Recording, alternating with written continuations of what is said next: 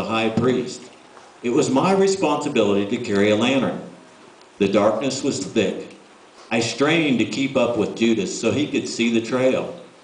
The chief priests and Pharisees had commissioned a squad of soldiers to accompany us. "This time we'll get this Jesus," I said to myself. Anger burned inside me. Who does this man think he is anyway? What authority does he have to say he's the king of the Jews? Blasphemy! Calling himself the Son of God.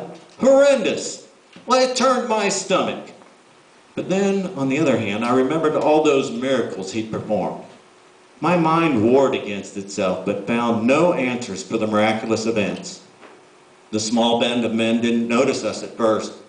Some of them were sleeping, but one man stood among them looking as if he expected our arrival.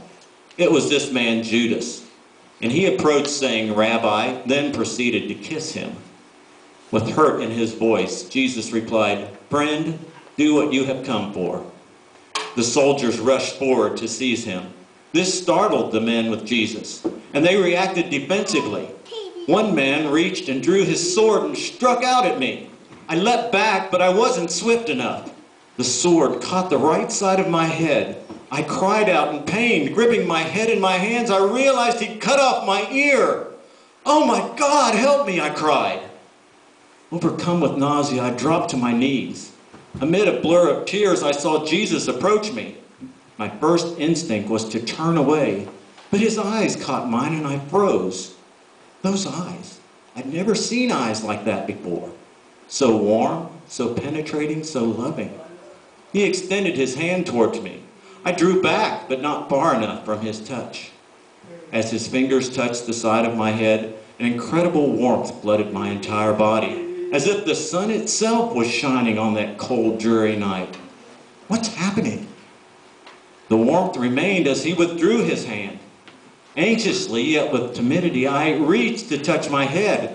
I found my ear whole, healed.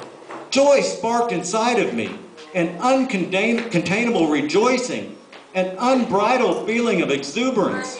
Then I noticed something else was ignited in me. It was a hope, a faith, and a belief that this man truly was who he claimed to be.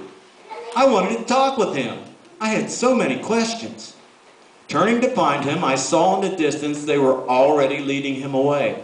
I ran, wanting desperately to stop this procession and explain that he really was Jesus, the King, the Son of God, my healer.